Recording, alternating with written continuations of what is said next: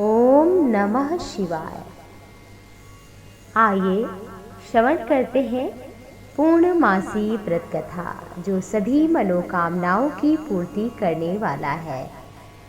जो भक्ति भाव से पूर्णमासी व्रत को करते हैं, कथा श्रवण करते हैं, देवादिदेव महादेव भगवान शिव की अपार कृपा उन पर बरसती रहती है। अथ पूर्णमासी व्रत कथा। द्वापर युग में एक समय की बात है कि यशोदा मैया ने श्री कृष्ण भगवान से कहा, हे कृष्ण, तुम सारे संसार के उत्पन्न करता, पोषक और संहार करता हो। आज हमें कोई ऐसा व्रत बताओ जिसके करने से कोई नारी विधवा ना हो और ये व्रत सभी मनुष्य की मनोकामना पूर्ण करे। भगवान श्री कृष्ण ने कहा, हे माता, आपने बहुत ही सुंदर प्रश्न किया है। भगवान श्री कृष्ण बोले, इस पृथ्वी पर एक ही प्रसिद्ध राजा थे। उस समय उनका नाम था धनेश्वर। कातिका नाम की नगरी थी। धनेश्वर नाम का ब्राह्मण अपनी पत्नी के साथ रहता था। बहुत प्यार था दोनों में, लेकिन एक दुख भी था कि उन्हें कोई संतान नहीं थी। वो योगी ब्राह्मण बहुत ही दुखी रहता था। उनके नगर में एक साधु योगी आया। सभी घर से भिक्षा लिया, लेकिन उनके घर से एक दिन नहीं लिया और नदी के किनारे जाकर खाने लगा अपनी भिक्षा को। तो फिर अत्यंत दुखी हुआ धनेश्वर और महात्मा के पास जाकर बोला, हे नाथ, आप तो सभी के घरों से भिक्षा लेते हैं, एक मेरे घर से छोड़कर। धनेश्वर की बात सुन करके योगी बोला कि आपके कोई पुत्र नहीं है, इसलिए मैं कैसे आपके घर से ले सकता हूँ। और जिसके घर में कोई संतान ना हो, जिसके कोई पुत्र पुत्री ना हो, उसके घर से तो भोजन करना पाप लगता है। वो चरणों पर गिर पड़ा, बोला, हे महाराज, हमें कोई ऐसा व्रत उपवास बताइए जिसके कारण हमें पुत्र की प्राप्ति हो। योगी ने कहा कि तुम जाकर देवी दुर्गा चंडी की उपासना करो और तुम्हें 16वें दिन स्वप्न में दर्शन देंगी माता, तुम्हारे पुत्र होगा। ऐसा ही हुआ। उसने भगवान शिव की उपासना की और भगवान शिव ने स्वप्न में कहा कि तुम्हारे पुत्र होगा, लेकिन 16 वर्ष की आयु में मृत्यु को प्राप्त होगा। यदि तुम दोनों 32 पूर्णमासी स्त्री पुरुष पूर्ण कर लोगे तो दीर्घायु हो जाएगा। जितनी तुम्हारी सामर्थ्य हो, दिए बनाना, शिव का पूजन करना। 32 पूर्णमासी हो जाने पर प्रातःकाल उसे एक आम का वृक्ष दिखाई पड़ा। उस वृक्ष पर चढ़ करके वो तोड़ने लगा, लेकिन जब तोड़ ना पाया तब भगवान गणपति का ध्यान किया, और ये तो सभी विघ्न को नाश करने वाले हैं। धनेश्वर वृक्ष पर चढ़ा।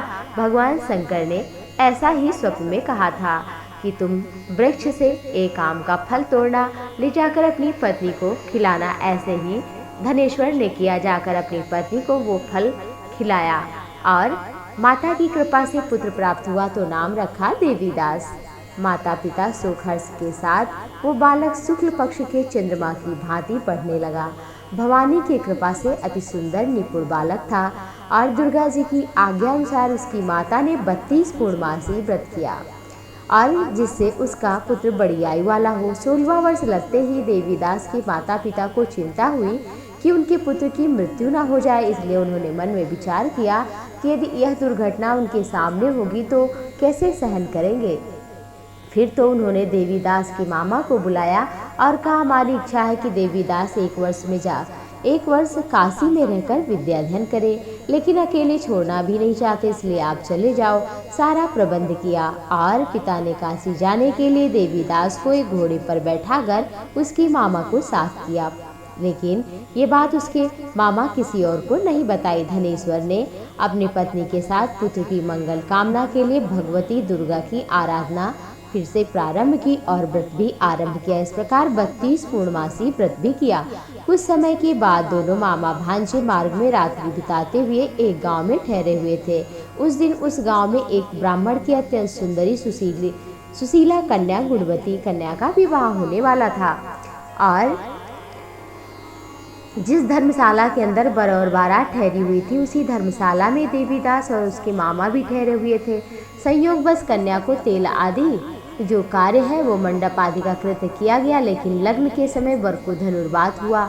और फिर क्या था, वर के पिता ने अपने कुटुंबियों से परामर्श किया कि देवीदास पुत्र जैसा ही है, मैं इसके साथ अपनी कन्या का लगन करा दूं तो अच्छा रहेगा। कहने लगा कि जो कुछ कन्यादान के समय मिले वो सब धन हमें दिया जाए तो मेरा भांजा दूल्हा बनेगा।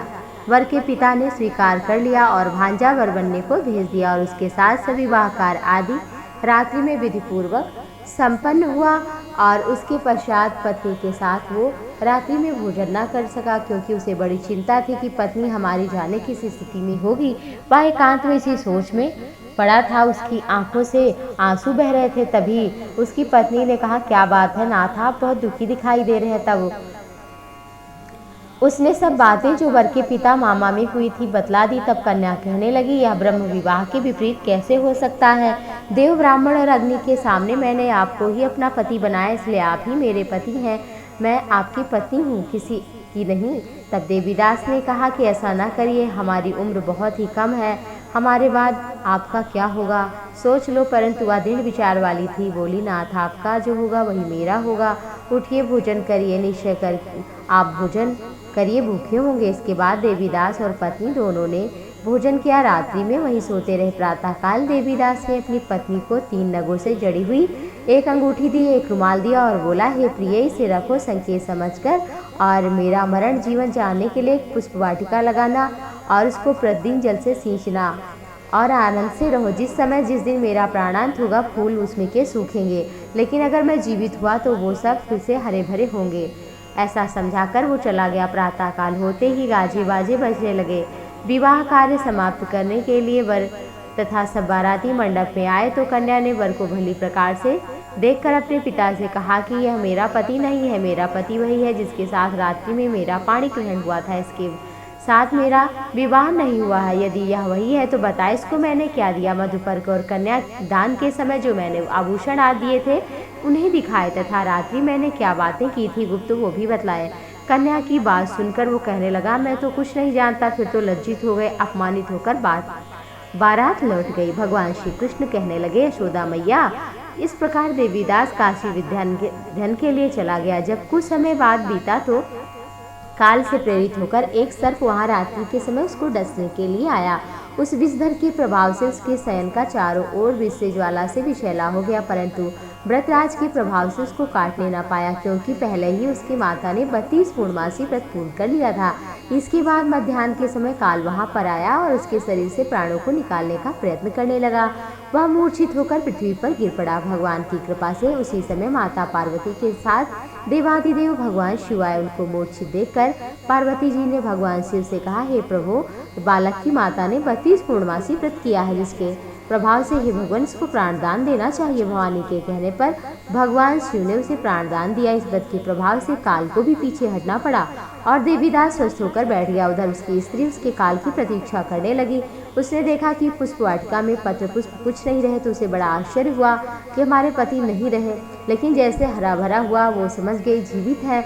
बड़ा ही उसे प्रसन्नता मन को प्राप्त हुई और अपने पिता से जाके कहने लगी, हमारे पति जीवित है, उन्हें ढूंढिए।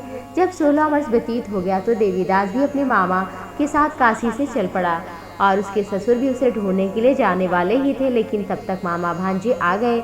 उनको देखकर बड़ी प्रसन्नता हुई और उस समय नगर के निवासी वहां भी एकत्रित हुए। सभी ने निश्चय किया कि इसी के साथ कन्या का विवाह हुआ था और बड़ा आनंद हुआ सभी को।